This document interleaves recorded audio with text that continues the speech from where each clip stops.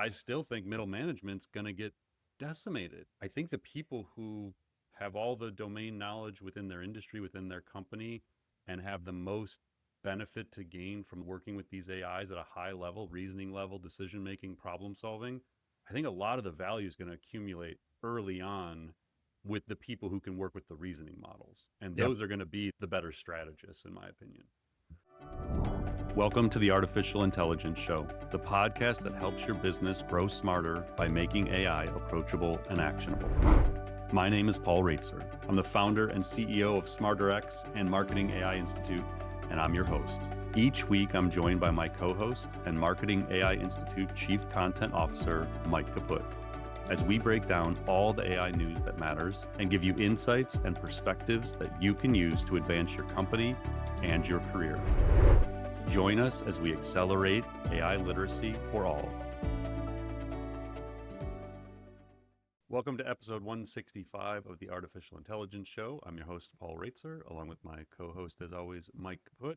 We are recording this special edition, I guess. Labor Day holiday bumped us a day, so we're recording on Tuesday, September 2nd.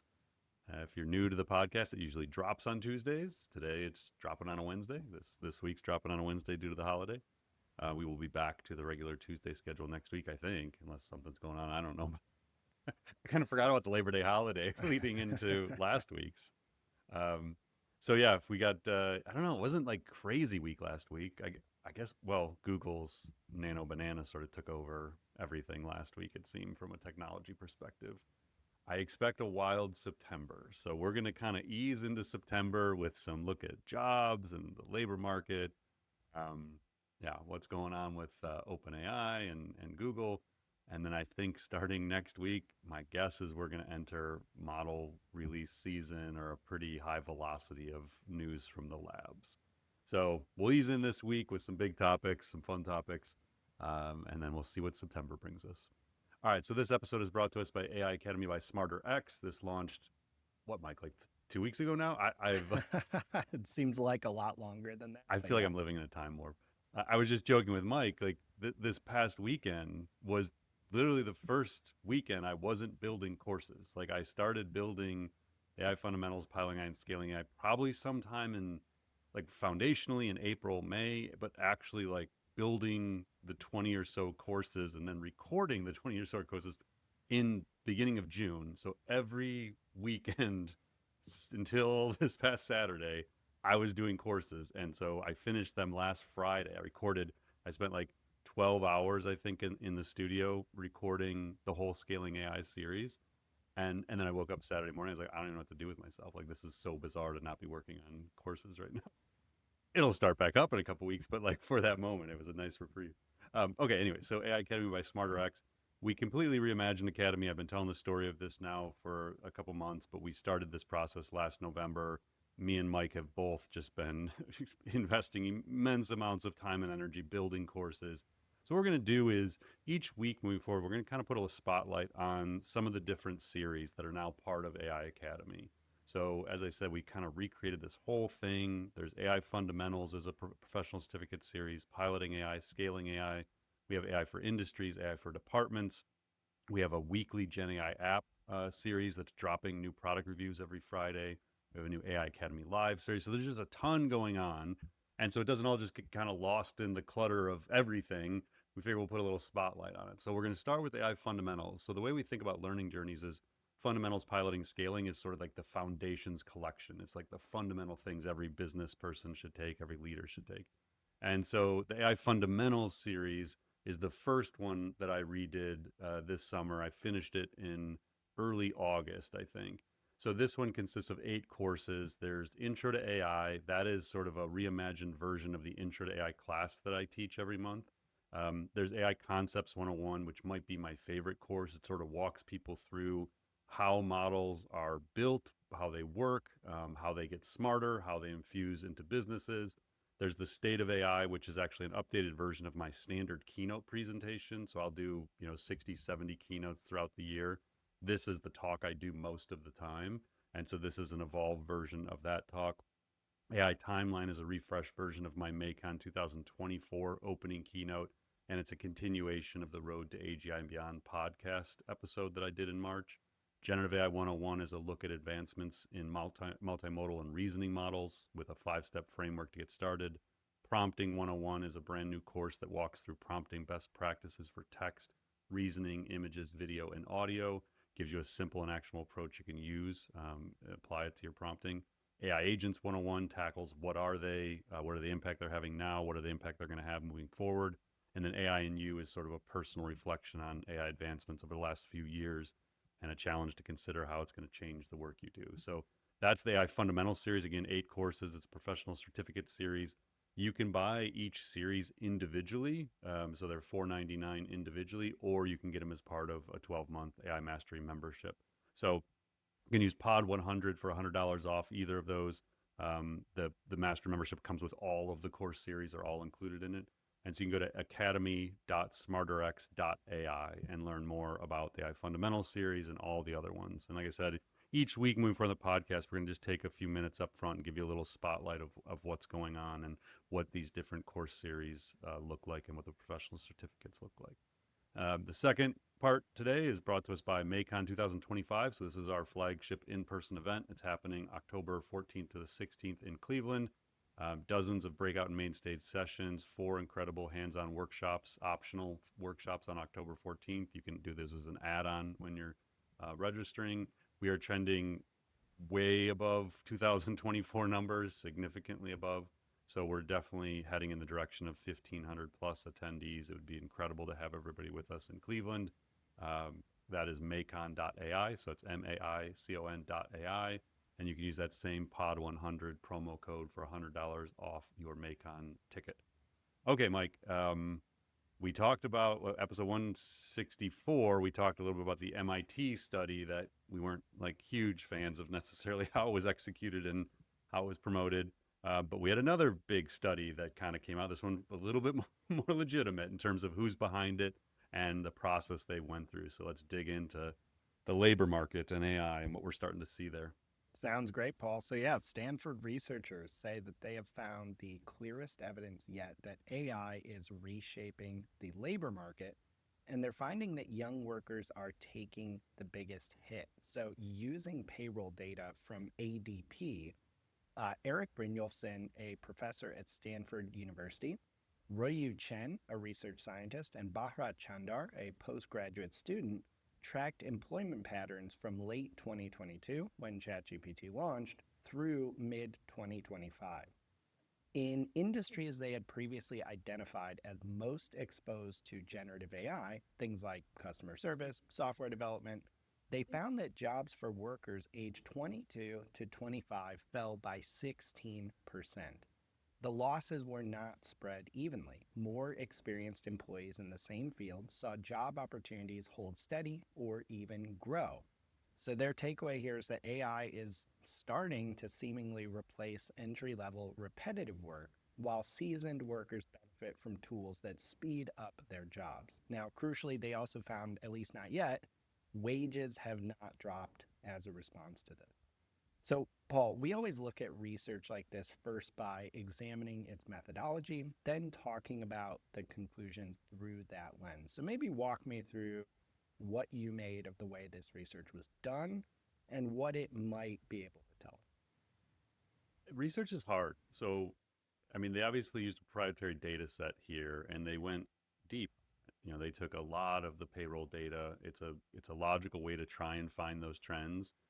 In their key findings, they talk a lot about trying to normalize the data and account for other things that could potentially cause these disruptions. So if you first find out that there is this decline, that these ages 22 to 25 are seeing a disproportionate decline in employment, then you have to control for what they call like these shock events. Like, could COVID have anything to do with it? Could the back to work policies have anything to do with it? Like they're trying to find, is there some other anomaly here that could actually be related to this that might make the 13% misleading if we lead with that headline.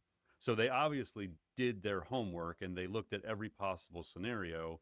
And you know, the tweet that Eric had was, "Too long, don't read. Employment has begun to decline for young workers in highly exposed occupations like coding and call centers, but older workers and workers who use AI to augment, not automate work have seen job gains. We also see more work for young workers in the least exposed occupations like home health aides. Again, like I would, it's a pretty quick report. Like it goes through 6 key findings. It doesn't have a ton of. It's not like a 70-page report, if I remember correctly, Mike. This was like a Right. 10-pager. You can read through it, but that really is it. Like that is pretty much what it says, and then it just goes through the process of like how they tried to account for these variations. So I would say like a couple of things I took away from this. One is how hard it is to actually extract the current impact AI is having on jobs. Um, the current administration, David Sachs in particular, is very aggressively trying to um, take the side that AI is not going to impact jobs. Now, I think like we have to understand, like with anything, you have to understand the intention behind people's current belief about this. So Eric and his researchers are just trying to get to the truth. Eric's pretty optimistic overall. I mean, his past research, the things he tweets, he's pretty balanced in his approach for sure. But he also seems way more optimistic about AI not having this really, really disruptive impact in the near future. David Sachs, who's kind of like the AI czar for the Trump administration, um, and Silicon Valley guy, and what's the name of their podcast? All In Podcast, David Sachs. Um, Right. he is very much touting the line that all of this is hype, that AI isn't going to impact jobs. Now, you just can't believe that because he has to say whatever the administration wants him to say. And they cannot be saying that leading into the midterms next year, which we're going to talk about the midterms in Silicon Valley in a minute. They cannot admit if they actually think AI is going to be disruptive to jobs going into 2026. They can't because it would be disruptive to their campaign. So what we have to do is just be like, I don't care about people's politics. I really don't. Like, we have to be honest with ourselves about the intentions of the people that are putting out statements about these things. And so the research like this is as neutral as we can get. They're literally just looking at payroll data, and they're just trying to find the trends. Because one side saying, "Hey, we're going to see a big disruption," other side saying, "No, it's not going to happen. It's going to be great. We have a deficit of workers across all these different industries," which we do. And it's just going to be augmentative. And somewhere in the middle is going to end up being what actually happens. And none of us really know. All we can do is kind of look at what's going on, apply what we're hearing and seeing in different industries.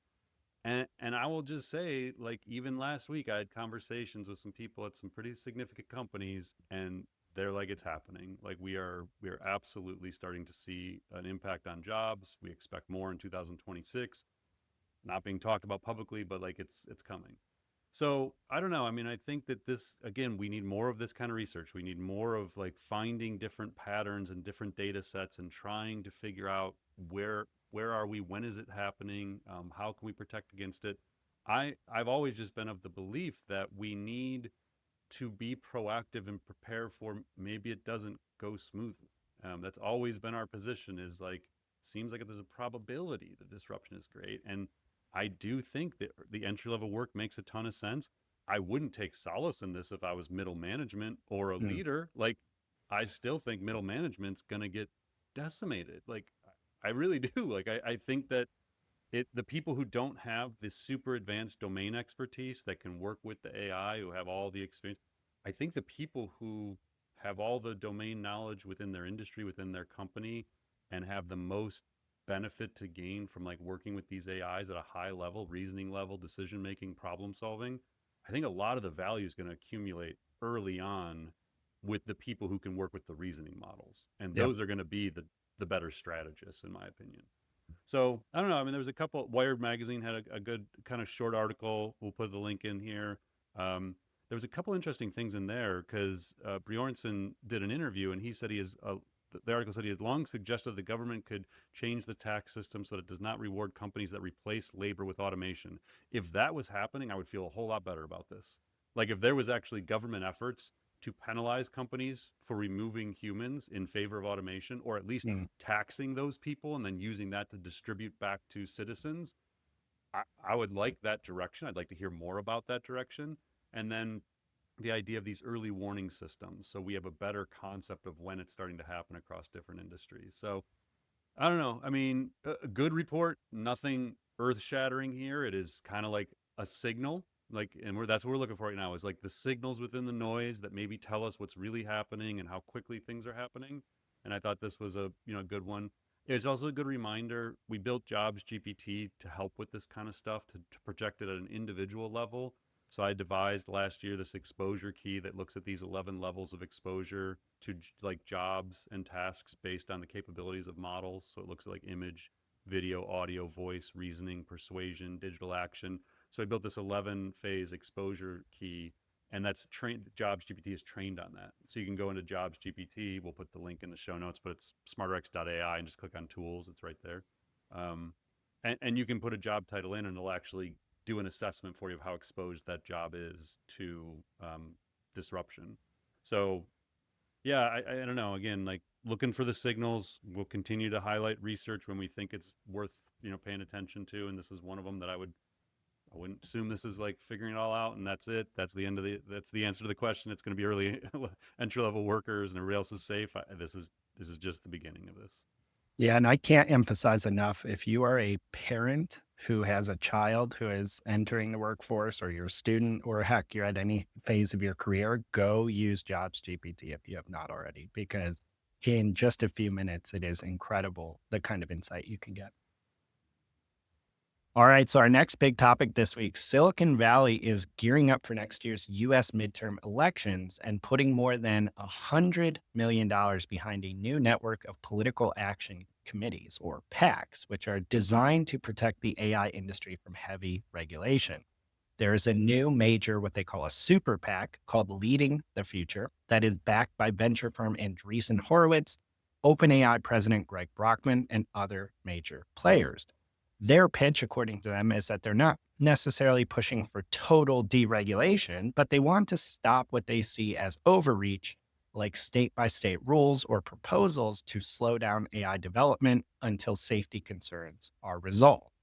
The group plans to fund candidates it views as AI-friendly and target those it says could stifle innovation. Leaders describe themselves as a, quote, counterforce to voices warning of catastrophic AI risks. Now, this PAC in particular will start by focusing on 4 battleground states, New York, California, Illinois, and Ohio, and says it is prepared to support both Democrats and Republicans. So, Paul, can you maybe unpack for us what's going on here? It sounds like AI might become a fairly significant issue in the 2026 midterm. I've been saying for months this was going to be like I think it's going to maybe be the issue going into the midterms next year, and this is certainly a step in bringing that to life. So PACs, I've heard about them a million times. I've never actually taken the time to see like exactly how a PAC works. So I did quickly do the what is a PAC and how does it work kind of thing. So it's an organization in the U.S. that collects and distributes contributions from members or donors to support candidates, legislation, or ballot initiatives. They are regulated by the Federal Election Commission. Super PACs in particular, which this one is, can raise unlimited amounts of money from individuals, corporations, and unions, but cannot directly coordinate with candidates or parties. They primarily spend on advertising to support or oppose candidates. Super PACs have no contribution limits, but are restricted from direct coordination with campaigns. Okay, so then they put out their own press release announcing this, but I'm going to go into like the Wall Street Journal article. So as you talked about, they want to advocate against strict AI regulations. A signal that tech executives will be active in the elections. Andreessen Horowitz, head of government affairs, Colin McCune, Brockman, and OpenAI global affairs officer Chris Lehane were involved in initial conversations earlier in the year about the need to help shape industry-friendly policies. Leading the Future hopes to use campaign donations and digital ads to advocate for select AI policies and oppose candidates who group believes will stifle innovation. So as you were saying, one of its goals is to push back against the movement backed by some other tech titans that focus on regulating AI models before they get too powerful and create catastrophic risk for society. That's what happened in the EU. They were trying to set some limitations on like the training runs and how powerful the models could be, how much compute would go into them. So they're trying to avoid all that, avoid the state level stuff. The organization said it isn't pushing for total deregulation, but wants sensible guardrails. There's a quote that says, "There is a vast force out there that's looking to slow down AI deployment, prevent the American worker from benefiting from the U.S. leading in global innovation and job creation, and erect a patchwork of regulation." Josh Valasto and Zach Moffat, the group's leaders, said in a joint statement, "This is the ecosystem that is going to be the counterforce going into next year." It went on to say many tech executives worry that Congress won't pass AI rules, creating a patchwork of state laws that hurt their companies. Earlier this year, a push by some Republicans to ban state AI bills for 10 years was shot down after opposition from other conservatives who opposed a blanket prohibition on any state AI legislation. Now, the one thing I noted here is not only, do we have this super PAC showing up, Elon Musk, world's richest person, has said he was going to start a competing party. He was going to start the American Party? The America Party, I There think. we go. So he had threatened to basically take out Republicans who voted for the spending bill. His goal was to take 5 to 7, seats in the House, and then have everybody have to go through them, basically. So whether you're Republican or Democrat, if you wanted something done, you were going to have to bow before these, 5 to 7 people that Elon was going to fund to get into office. He has apparently pumped the brakes. I hadn't heard about anything like 4 weeks, so I did a search. I was like, what's going on with Elon's party? So here is a August 19th article. It says, billionaire Elon Musk is quietly pumping the brakes on his plans to start a political party, according to people with knowledge of his plans. Musk has told allies that he wants to focus his attention on his companies and is reluctant to alienate powerful Republicans by starting a third party that could siphon off GOP voters. As he has considered launching a party, the Tesla's chief executive has been focused in part on maintaining ties with Vice President J.D. Vance, who is a Silicon Valley guy, who is widely seen as a potential heir to the MAGA political movement. Musk has stayed in touch with Vance in recent weeks, and he has acknowledged to associates that if he goes ahead with forming a political party, he would damage his relationship with the VP. So he's maybe backing out of doing his own party, which I kind of guessed he was going to at some point, mainly because the current administration could dramatically damage Musk's companies. His SpaceX company obviously relies on government contracts, and the government relies on his SpaceX company to get back to the moon and beyond. So, there's a lot of incentive for Musk to not make tremendous enemies on the Republican side. And J.D. Vance is a logical person that Musk would align himself with. So, yeah, real interesting. Brockman, I couldn't find any prior political affiliations or activities from Brockman. This seems like his first foray.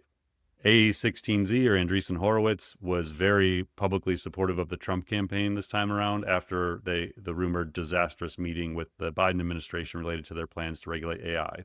So we talked about this in 2024, that Andreessen, not necessarily to the joy of their portfolio companies, was one of the first to really back the Trump campaign.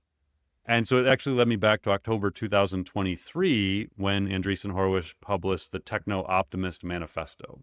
So if you haven't been following along for the last 2 years, listen to the podcast every week, I'm going to rewind here for about a minute, and I'm going to read you a couple of excerpts from the Techno-Optimist Manifesto. If you don't understand what Andreessen Horowitz is doing, if you don't understand what this super PAC is all about, this about sums it up for you. This is directly from their manifesto. Our civilization was built on technology. Our civilization is built on technology. Technology is the glory of human ambition and achievement, the spearhead of progress and the realization of our potential. We can advance to a far superior way of living and of being. We have the tools, the systems, the ideas. We have the will. It is time once again to raise the technology flag. It is time to be techno-optimists. Techno-optimists believe that societies, like sharks, grow and die. That's such a weird analogy. We believe growth is progress, leading to vitality, expansion of life, increasing knowledge, higher well-being. We believe not growing in stagnation, which leads to zero-sum thinking, internal fighting, degradation, collapse, and ultimately death. There are only 3 sources of growth: population growth, which is declining at the moment, natural resource utilization, which is somewhat limited, and technology. The only perpetual source of growth is technology. In fact, technology, new knowledge, new tools, what the Greeks called techne, has always been the main source of growth, and perhaps the only cause of growth, as technology made both population growth and natural resource utilization possible. Economists measure technological progress as productivity growth. How much more can we produce each year with fewer inputs, fewer raw materials? Productivity growth powered by technology is the main driver of economic growth, wage growth, and the creation of new industries and new jobs as people and capital are continuously freed to do more important, valuable things than in the past.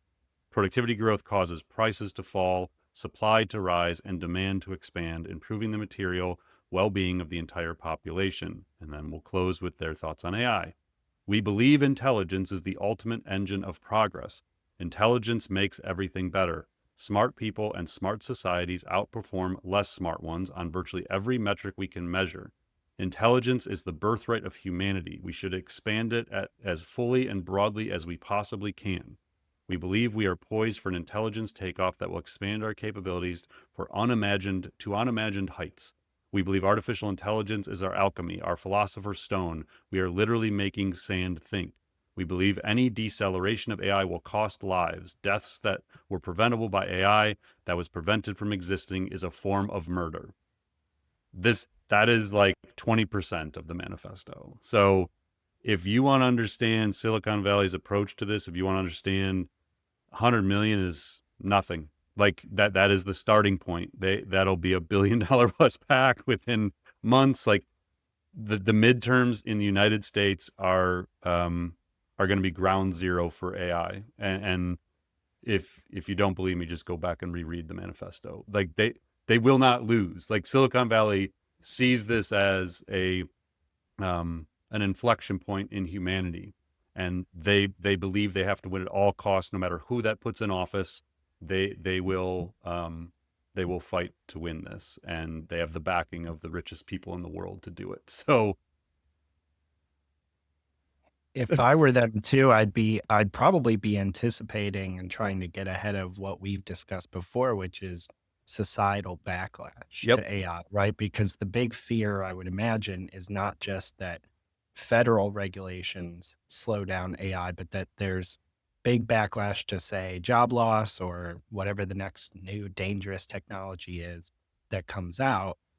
And the result is that every state level representative says, I want to hang my hat and make my career on like banning AI for X or whatever. And then suddenly you are off to the races, right. Potentially slowing everything down in their eyes. Yeah, and I'm no political strategist, but I mean, you can't fight the funding they're going to have access to. You have to probably fight it with fear and emotion.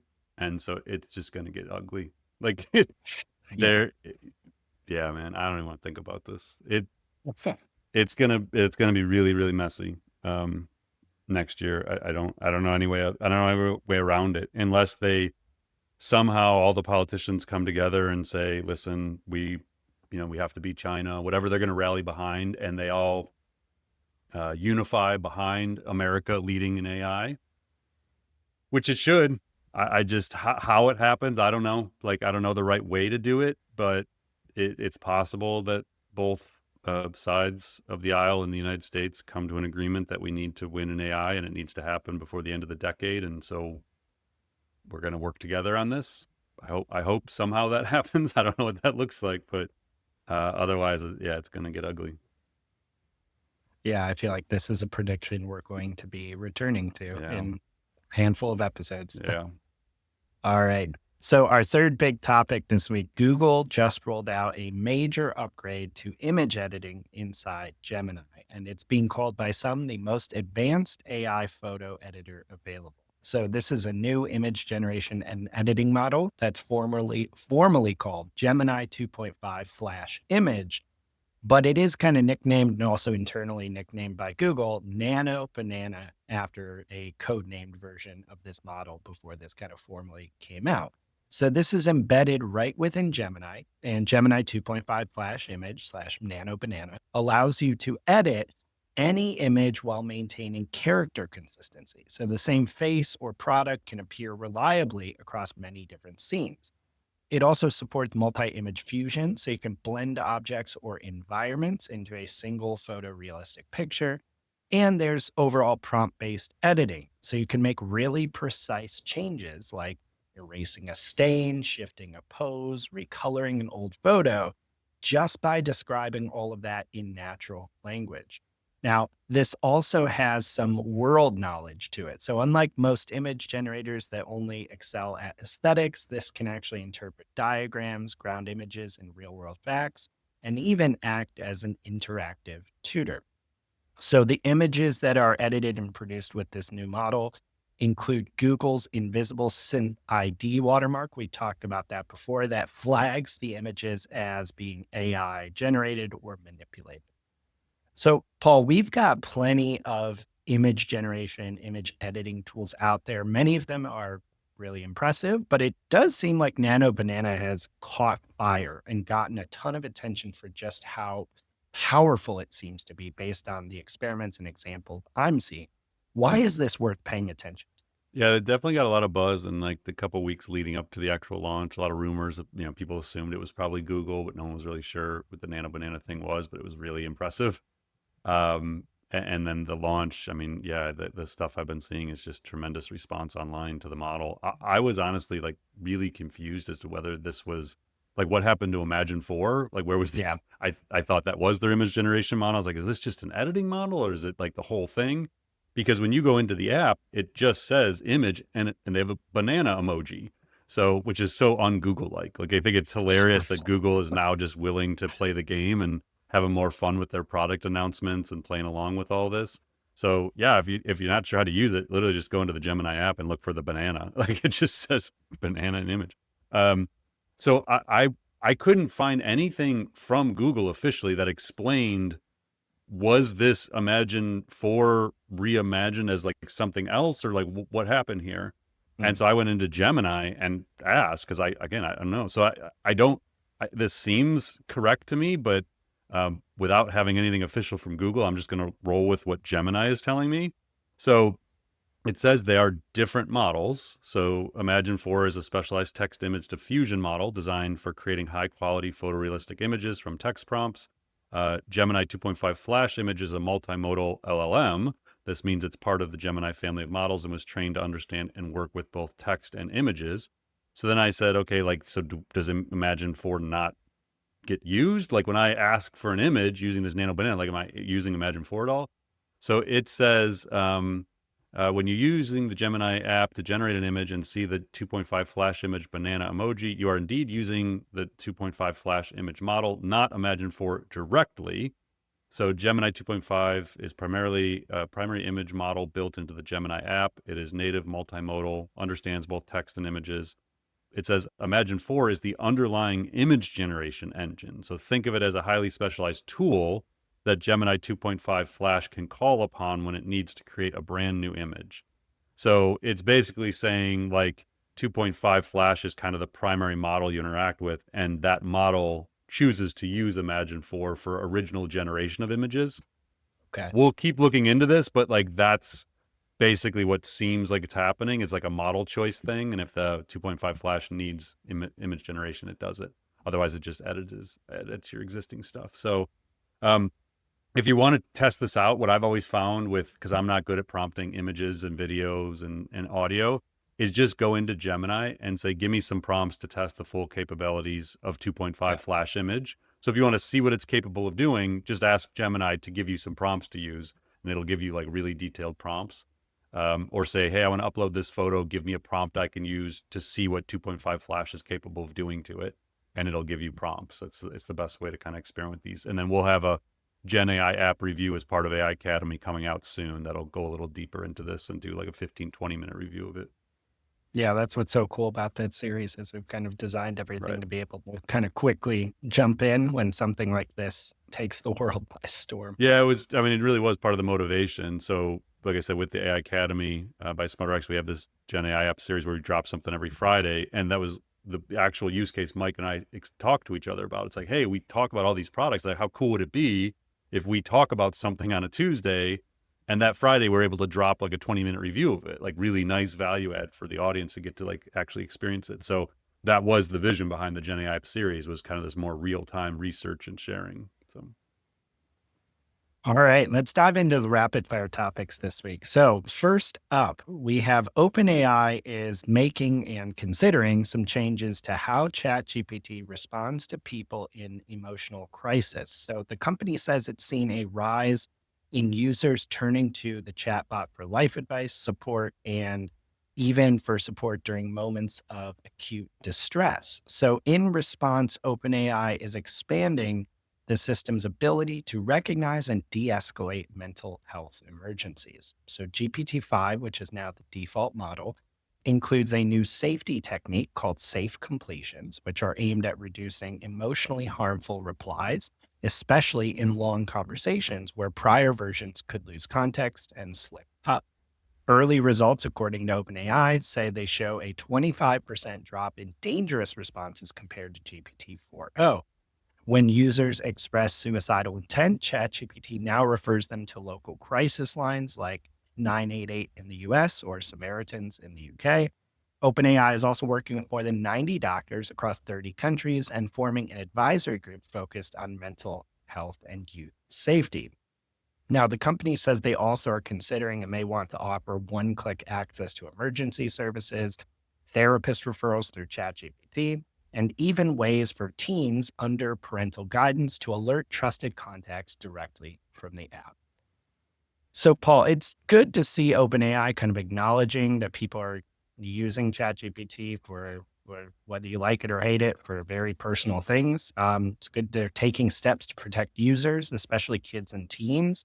But I do have to say, it really seems like we're seeing more and more situations where people are developing dangerous or harmful relationships with tools like this. Yeah, it feels like every week there's another article or two that you just can't even, as a parent of teens, like you just can't even get through them. Like they're just very painful to read.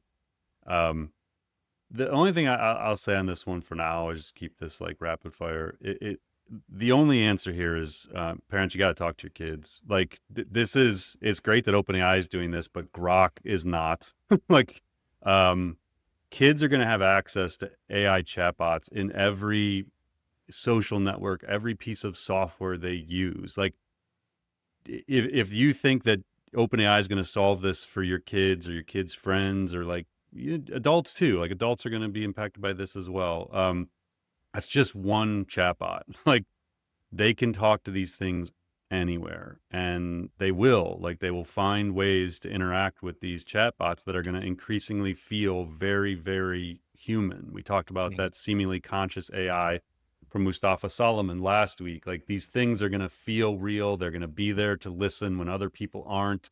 They're going to be easier to talk to than the parents sometimes. Like kids who are susceptible to go this path are going to do it. And you have to, as a parent, have a high level of awareness. And you have to be there and like understand this stuff and see it for yourself, how it works, and understand the way that the kids may interact with it. It's a much easier thing to just pretend like it doesn't exist. Trust me. But you got to have these conversations with your kids, and the awareness is the first step here. So yeah, I said last, like there's just some of the stuff I can't even talk about honestly as a Yeah. parent. But I think that it's just super important, and so we'll do our best to keep kind of putting a spotlight on it without getting into too many into the details. You can go read these articles yourself. Trust me, they're tough, but I think we got to do it. All right. Next up, Anthropic has settled a high stakes copyright lawsuit from US authors. So we covered this ongoing suit in a previous episode, and it had a couple different components. So the core issue in this lawsuit was whether or not Anthropic's use of books to train its models constituted what's called in copyright fair use. On that point, Anthropic largely won. The judge said authors can't stop the company from training on books if it legally purchased them. And that was a sticking point because the company was also accused of downloading millions of pirated books to build a library to train its AI. The court had already ruled that this act likely violated copyright law, even if Anthropic later bought legitimate copies to cover its tracks, which it was doing. The statutory damages could have reached $150,000 per book over millions of books in question. So Anthropic went ahead and settled, but the terms of the settlement have not yet been disclosed. So, Paul, I guess as we're reading the conclusion of this, we had followed it closely when it first started. I guess I keep wondering, is this even really a win for the authors? Like, Seems like the judge still ultimately said Anthropic, you can use books to train on as long as you buy them. Yeah, I don't know. This is, again, not legal experts here. I think all the legal experts are trying to understand what the implications of this case is going to be down the road. Anthropic was going to be in a really tough spot. That was going to be a really big number if they got anywhere close. I mean, you steal 7 million books and Right. 150 per. I know when we talked about this on the podcast, I think that was going to be like in December when they were going to, like, I mean, that's an extinction event for Anthropic. Like, you can't pay that bill. Like, they're Yeah. done. And so at the time, I assume you find some, I mean, you got to pay this off. Like, you got to move on from this. But I don't know that this protects them from other judgments down the road. It certainly doesn't protect other labs from these kinds of judgments. So yeah, I don't know that anything's really solved here. The attorney representing the authors was like, yeah, it's good for everybody. It's like, okay, yeah, but it doesn't fix anything. It just allows them to keep going. They pay their $500 million or $1 billion or whatever the judgment ends up being, or whatever the negotiated amount ended up being. I'm sure it wasn't insignificant, but in Anthropic's world, like, whatever, like, go raise another 30 billion, like, take care of it. So I don't know. It'd be interesting to see if, as we head into 2026, how this stuff shakes out. I feel like we're still just at the starting gate here of how all these lawsuits are going to play out and what the future of copyright is going to look like. And I don't know that that's going to be like a big issue in the midterms next year. I don't know that there's enough groundswell interest in it, but that's certainly one of those triggering issues that can cause backlash from society if enough people feel like these big, multi-billion-dollar, $100 billion companies are just stealing from the little people. Like that's the kind of thing that can create enough backlash potentially. So I don't know. We'll keep monitoring this. It's, like I said, nothing definitive. This doesn't change anything. It's just interesting note along the way. Yeah, and on that backlash point, I'll sometimes be surprised. Obviously, we're all in our own little bubbles here, but I'll stumble on a post from someone I, and am acquaintance with on social media who maybe does art or is an artist, and the hashtag AI is theft is very prominent on some of those. And, I don't know how widespread that notion is, but you start to see this where it's like, oh, to that person, like, I don't even want to post about the work we do because they're not going to think very. I know. You do wonder at what point does the perception change? And I think, again, like, not trying to put the political strategist hat on, that's the exact kind of thing you do. So if you're trying to do the grassroots thing while they're putting their 100 million and eventually their billions into this super PAC, you have to find the grassroots ways to like change sentiment. And AI's theft seems like a minor thing, but like that's the kind of thing I think you'll start to see is this like underneath society where all these perceptions are starting to grow. I think people will try and catalyze those through different campaigns and efforts. So next up, there's some trouble at Meta. Just 2 months after Meta launched, Totally shocked. I'm shocked. I feel like every Meta segment we start is just like, oh, here's another thing going on badly at Meta. So just 2 months after they launched Meta Superintelligence Labs, there's kind of some cracks showing in the team because at least 3 high-profile researchers have resigned. 2 of them returned to OpenAI after less than a month. One of them, Rishab Agarwal, publicly said it was a tough call to leave a team with such talent and compute density. But after years at Google Brain, DeepMind, Meta, all places he was at, he was ready for something different. Now, these exits are just one perhaps small signal that Meta's push to compete in frontier AI might not be going as planned. Now, this is, of course, despite some of the highly publicized things we've covered around 9-figure pay packages and their aggressive recruiting spree. There are also some rumbles of internal turmoil and organizational reshuffling that have reportedly slowed progress. So, Paul, I guess I know the answer to this. Are you surprised to see this happening already, given how much money Meta is throwing around here? I like the other interesting one that we don't really get into in this, Mike, is this the information of the story that Scale AI, who they paid $14.9 billion to get Alexander Wang out of Scale AI and some of the executives, but then they're supposed to use Scale AI's data and training systems in their models. And apparently the data sucks and they're actually using competitors of Scale AI to train their models is what the information was reporting. So not only is there all these issues with throwing, a dozen plus researchers together who you're paying hundreds of millions of dollars while all the people who've been at Meta aren't getting paid the hundreds of millions of dollars? You're going to have egos hurt. You're going to have conflict.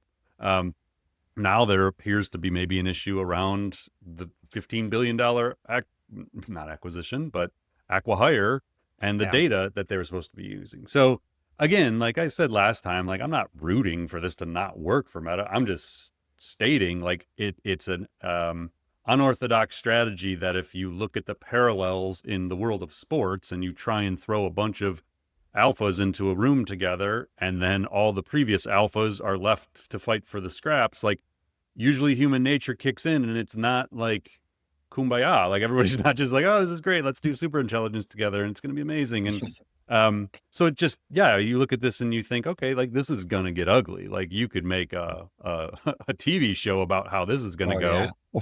It might work. Like we're not projecting like this is going to completely collapse within 12 months. It's possible.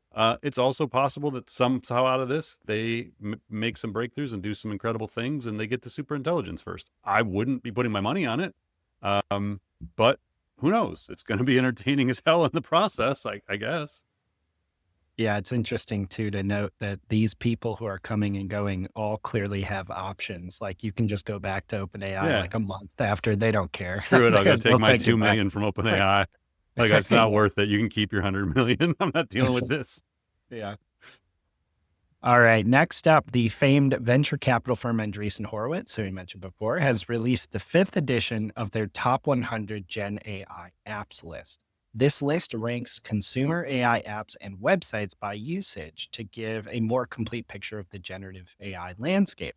So the way this is divided, the list is divided into top 50 AI web products determined by unique monthly visits, and a list of top 50 AI mobile apps determined by monthly active users. And there's definitely some overlap between the two lists, but they call it the top 100 GenAI apps list.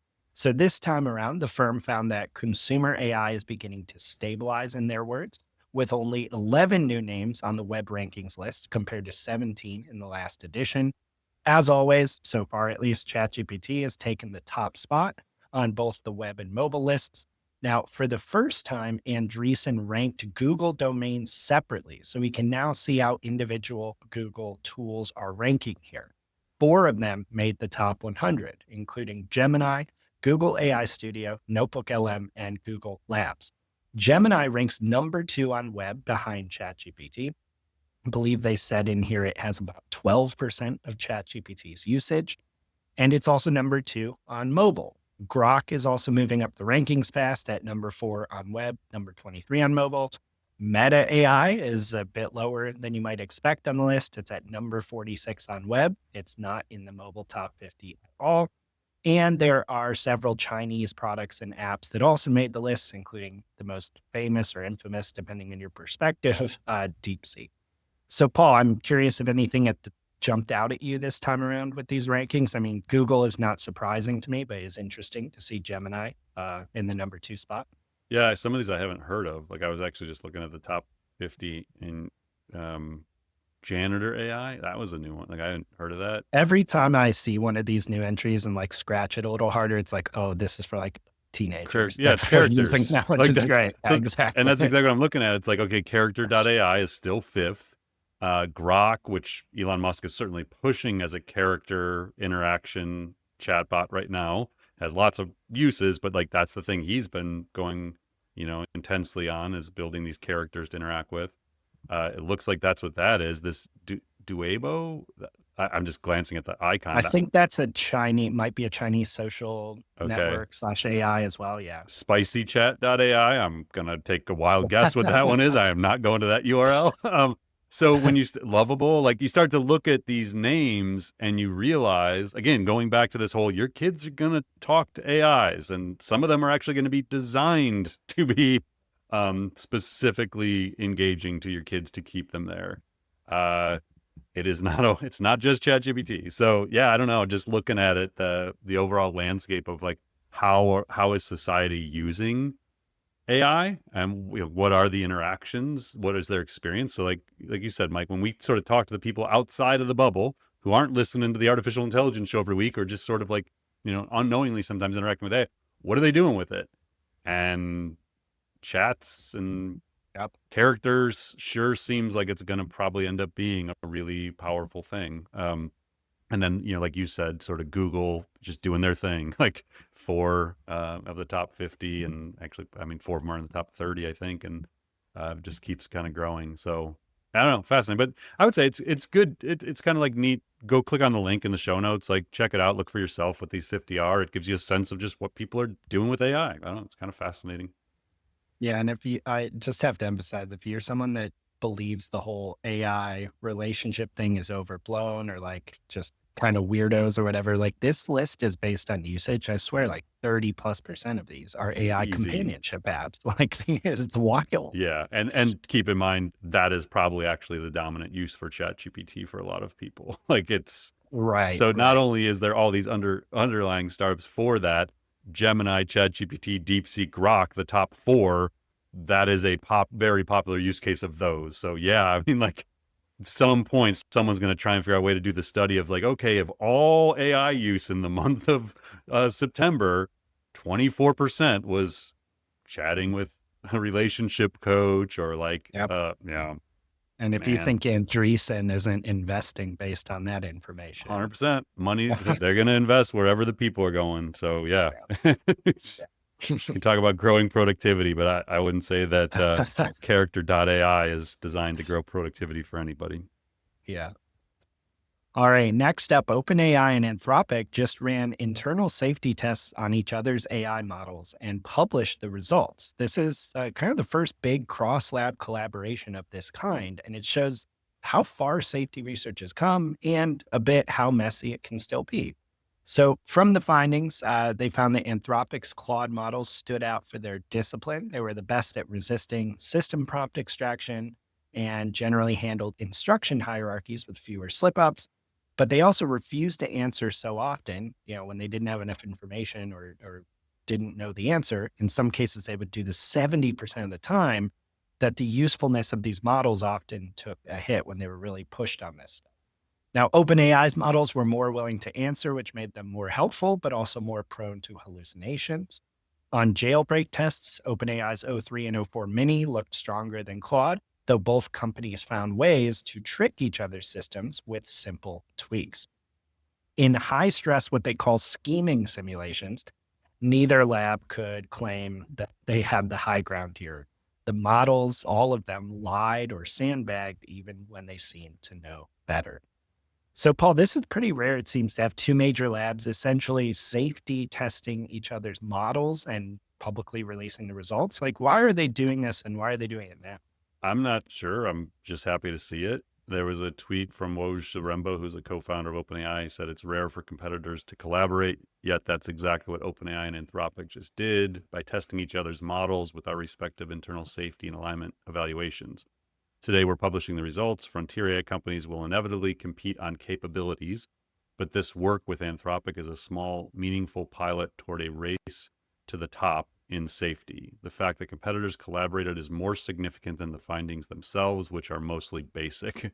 Transparency plus accountability means safer AI. So I hope that this actually rapidly accelerates collaboration in this way across all the major labs. Like, Yeah. and honestly, this is the kind of thing that could hold off government regulation. Like if Right. the labs were more collaborative, and they're not giving each other access to some versions of these models that are like behind the scenes that's giving away intellectual property. These are the public facing models. They're getting access with some restrictions pulled back. Like we're going to allow you to have more API calls while you're running these tests than maybe we would, that kind of thing.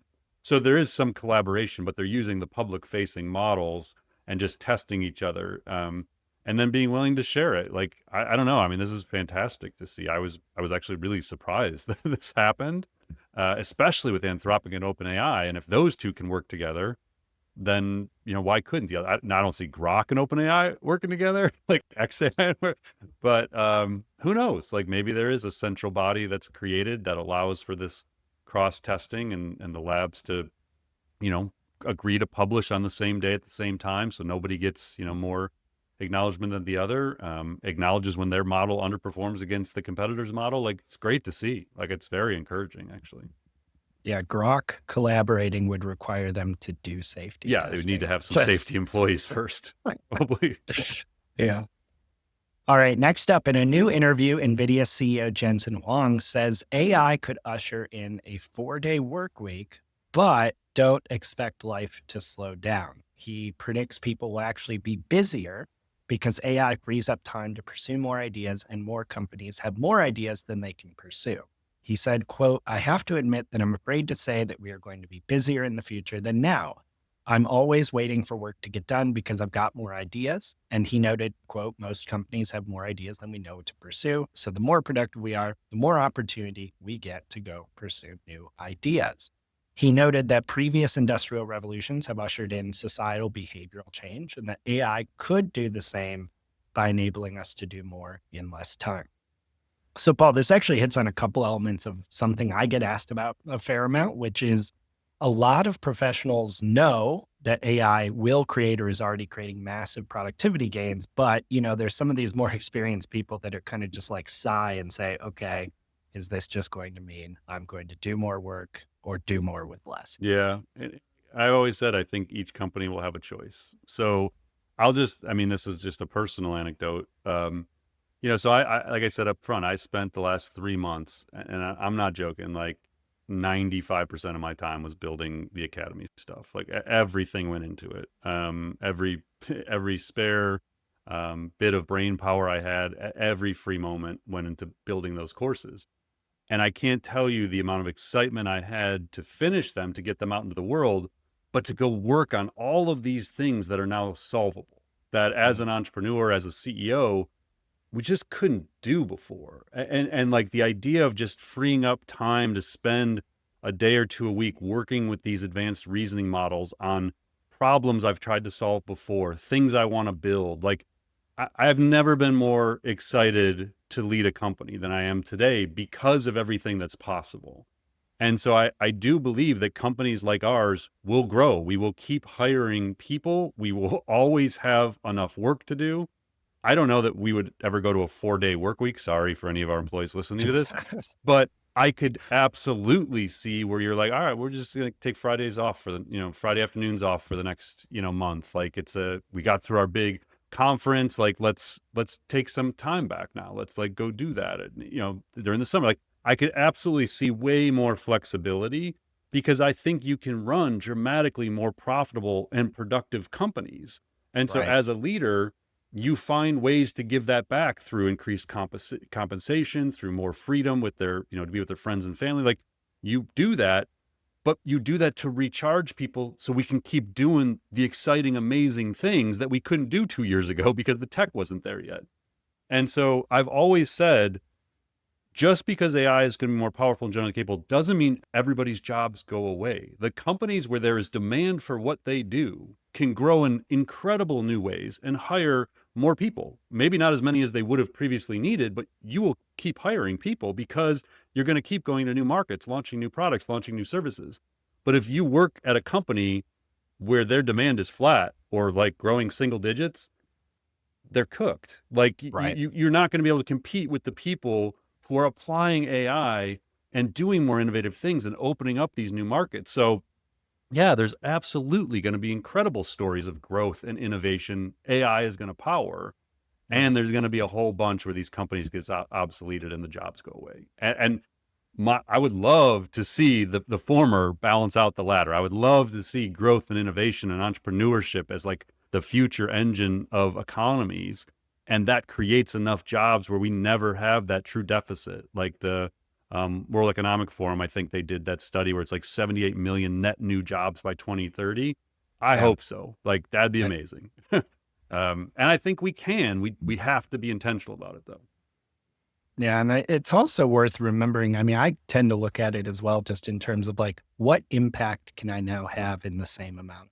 Yeah. Right. I'm less worried about like 4-day work week, or like everyone wants to save time. I get that. Like everyone's way too busy, Yeah. but I'm just like looking at the outcomes that are achievable that we've been able to achieve, even scratching the surface with these tools. Yeah. And it's like, wow, that was time well spent, which is more and more my metric versus like saving hours or not saving Yeah, hours. and Mike, I mean, you've been in it too, building these courses. I am not exaggerating. To do the 3-course series I just did would have Yeah, taken a year easily 100%. Yeah, before I had Gemini 2.5 Pro as like an AI assistant to like build and think and do these things with. So, I mean, I can always just relate to what we do internally. And that's why I always look at companies like, yeah, we're just not getting the ROI. I was like, you're doing it wrong. right, right. It is impossible to not get the ROI and to see the impact if you have the right use cases and people are trained how to properly use the tech. It is impossible not to get value out of AI. And we could sit here all day and just go through examples to Yeah. prove it. Well, maybe on the topic of not getting value out of AI, Microsoft just added a Copilot function directly into Excel, which is great, but it also comes with a bit of a warning label. So this is a new like Copilot command. So basically you type Copilot into a cell or row, and it lets you type natural language instructions about what you want to do with your data, and the AI will go generate the right formula, et cetera. So you might use it to like say, summarize info in a bunch of cells or automatically classify data. But there's a bit of a catch here because Microsoft like explicitly goes out of its way to say, do not use this new feature for anything requiring precision. The company explicitly says not to trust it with financial reports, legal docs, any scenario where accuracy and reproducibility rather matter. So in other words, that's like most of what Excel is used for. So this feature right now is still in beta, but Paul, I always thought like getting real powerful AI into Excel could be this huge unlock for Microsoft because Excel just makes the world run at this point. But it's kind of wild that they're saying don't use this for anything important. We going back to 2023, Mike, when they first started demoing Yeah. what it was going to Yeah. look like. I mean, I used to show that video in my keynotes back in like 2023 of like, hey, here's the future world where it's going to change the way we work with Word and Excel and everything. And yeah, like we haven't gotten there. And in part to your point, like what else do you use Excel for than precision? Like everything I do in Excel has to be Sure. precise. And imagine like the CEO or CFO or like somebody who's maybe not 100% sold on this AI stuff yet, but they bought the Copilot licenses for the company, but they don't really know like, how it's going to be used. And the first time they get a report where data is incorrect, and someone's like, well, I used Copilot, I thought it would check it. Done. Like that CFO is like, we are never using Copilot again in Excel, even if so. This is the kind of thing that creates that disillusionment when people don't understand it's not good at precision yet. Now they'll probably fix that. Like it'll get there. They'll have an AI agent that checks verifies all the data. Like it'll get solved, but we're not there. And most business users aren't going to read the fine print to not rely on the data from Copilot. So yeah, it's just, we're in that messy transitional period here where the AI is not that reliable, but it seems to do magical things, but you still, as the human, have to own the outputs. That is the most important lesson is you are still responsible. If you use these tools to create anything, you're responsible for the factual nature and the quality of what is presented to people. Yeah, I would hate to be this past week like a Microsoft enterprise AI sales rep, and then this post comes out and you're just like, oh, I got to explain this to the deal I'm trying to work on. Yeah, it's going to be amazing in Excel. You just can't use it. Like, just wait. Yeah, right. All right, next up, a new report from Anthropic sheds some light on how professors themselves are using Claude. So they actually analyzed 74,000 anonymized conversations from higher ed professionals, plus some surveys they did with Northeastern University faculty. And they found that professors are leaning on AI the most for curriculum design, research, and admin work. So routine tasks like admissions or budgeting are often automated outright, while lesson planning and advising tend to stay collaborative with AI as a thought partner rather than a replacement. What's really cool is some professors are even using Claude's artifacts feature to build interactive tools for students on the fly to facilitate learning. Now, there is a little controversy here. They actually found that a fair amount of people are using AI for grading. Nearly half of grading related conversations showed heavy automation. even though surveyed faculty overwhelmingly said AI isn't good enough for that and raises some ethical concerns. So, Paul, I found this breakdown pretty fascinating. I mean, it's incredible to see teachers really leveraging tools like Claude to reinvent education. Then you're already getting into like some possible pitfalls here because, like, using AI for grading, I'm not coming down one side or the other, but they seem to be very skeptical about doing that.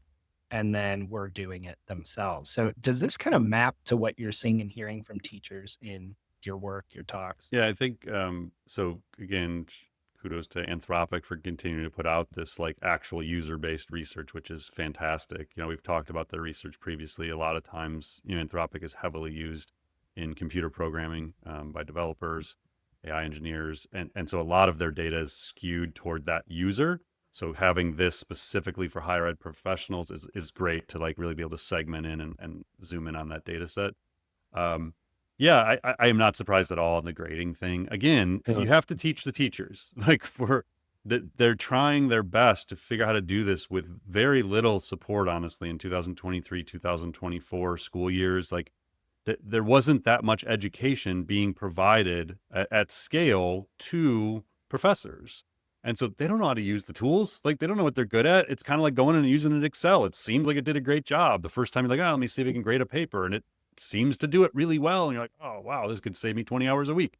I get it. Like, and that's why I've always said, you have to teach the teachers, you have to empower them, understand the weaknesses, the hallucinations, know how the models work. Again, going back to like AI Academy, that's why I built AI Concepts 101. It's like, I just wanted people to have this like really fundamental understanding of how these models work. How are they trained? What are their deficiencies? Where are they really good? And I think that's what needs to happen with all educators, administrators too. Like you have to have a deeper understanding of what these things are. And so it's great to see, like Google and OpenAI and Anthropic, they're all creating education. They're all trying to like make it way more accessible for people to get the knowledge they need to use these tools properly. And hopefully this kind of research sheds a light on the urgency of like continuing to do that to make sure they're used well, to prepare students for the future of work. For sure. There was also one really, I thought, humorous anecdote in here where a teacher told Anthropic, they have in this article, will link like all sorts of quotes from people. And they said, I had one student complain that the weekly homework that he had reinvented using Claude was hard to do and that students were annoyed because Claude and ChatGPT were useless in completing the work. I told them that was, by design and it was a compliment. And I hope to hear more of it. It's really cool. Yeah. All right, Paul. So we're going to round out here this conversation this week with a bunch of AI product and funding updates. So I'm just going to run through these real quick. So first up, Google Translate can now handle real-time back and forth conversations in more than 70 languages. You can tap live translate, pick your languages, and start speaking. Translate also now offers interactive practice sessions to learn languages that adapt to your skill level and goals. It tracks your progress daily, and basically this turns Google Translate into a personal language coach. Anthropic is piloting a Chrome extension that lets Claude actually use your browser, clicking buttons, filling forms, even managing your calendar or inbox. So this is a glimpse of what agentic AI could look like in everyday life.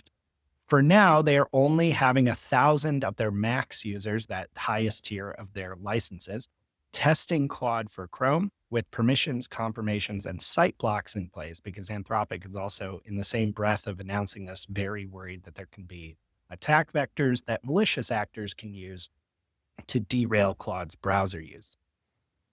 Salesforce is rolling out some new research tools designed to make AI agents more reliable inside enterprises. The first is CRM Arena Pro, which is a simulated enterprise environment that acts like a digital twin of a business. It lets companies test agents in complex multi-step workflows before putting them in front of real customers. And they introduced the Agentic Benchmark for CRM, which is a test suite that grades agents not just on accuracy and speed, but also cost, trust, and safety. Microsoft AI has unveiled its first homegrown foundation models. The first is MAI-Voice-1. It's a speech generation system designed to sound natural and expressive. It can produce a full minute of audio in under a second on a single GPU. That's one of the fastest speech models to date. The second release is MAI Preview, a mixture of experts model trained on roughly 15,000 NVIDIA H100 GPUs. It is Microsoft AI's first full-scale foundation model built end-to-end in-house. Higgsfield, an AI video generation startup, is launching Higgsfield Records, which they call the world's first fully AI-operated record label. So this uses AI to produce music and create virtual, what they call idols. They already have their first AI musician being named Kion. And throughout proprietary tools like their Soul ID tool, Speak, and FX Suite, the label engineers and animates these idols to have them sing, dance, and interact with fans on social platforms. They're actually now soliciting people to apply to, quote, become the next global AI idol in some type of context, basically saying you don't need talent, your face is enough. And if you're chosen, you get a chance to become the first AI global superstar. So presumably they're using kind of your face and likeness if you win. And probably if you don't. I'm sure there's some terms yes, where you're yeah. giving permission to take your face and put it on whatever they want. Yeah, I think that you might want to read the terms and Yes. conditions carefully before signing up for that. And then we also have Perplexity is taking a bold step to mend fences with publishers. It is going to start paying them directly when their articles power its AI answers. They announced a $42.5 million revenue pool tied to a new news subscription product they have coming out called Comet Plus, and that's rolling out this fall. So basically what happens is publishers will get 80% of the revenue, including from premium tiers where Comet Plus is bundled for free. So if they're in practice, it means that if their article is clicked on or used to answer a user's question, the outlet behind it will see a payout from Perplexity. And Paul, I think you had one item you wanted to add here about OpenAI agent. Yeah, I threw this in last minute. I've been trying to find a test case for agent mode. So if you go into ChatGPT, you can click on agent mode. I don't remember what subscription tier you need to have access to agent mode. I assume it's built in all of them, probably just limited use of it in the lower tiers. But I was struggling with it. And so last week, my wife said she's been trying to find a new front door. And we have kind of this like, very old looking, beautiful front door. And she said, I want like that, but it needs, we just need a newer one. And I said, that might be like an agent mode thing. Like, let me think about that. So I took a picture of our front door. I popped it into ChatGPT in agent mode. And I said, find me doors like this online. We want to replace the door with something close to this style. I didn't even know how to explain the style, honestly. Right. And so 9 minutes later, it came back and it had a chart breakdown of like 7 different doors with links to everything, all the dimensions, a summary of why it would work. And so I was like, yeah, you focused way too much on like the diamond window. I need this to look more like the wood. And so it goes away for like 6 more minutes. It comes back and it nailed it. And it's like, it was Old World is how you describe the door. So there was the name. And it found like the specific sites, building a chart, sent it to my wife. She goes, oh, this is exactly what I was looking for. So again, it's just like, we have this technology. It just sits there. Let's go back to like the Nano Banana thing. Like, how do I even use this? Like, I want to test this thing I was talking about. I don't know what to do. And I could have just gone to ChatGPT and said, hey, give me some ideas of how to use agent mode. I didn't do that at that point. I didn't have enough time. But again, incredible technology. Oh, what other one, Mike? Sorry, we'll extend this for a second. Another personal use. So I used, we were in our backyard and we have a maple tree. And my wife and I are trying to figure out, why are all these bees all around this maple tree? Like, what is going on? And as we're standing, I realized the leaves are like wet. It hasn't rained in 3 days. I'm like, what in the heck is happening with this tree? How is it wet? Like there's a pool of something at the bottom of the tree. So that night we're like, we just kind of give up. This was Friday night. I'm like, I don't know.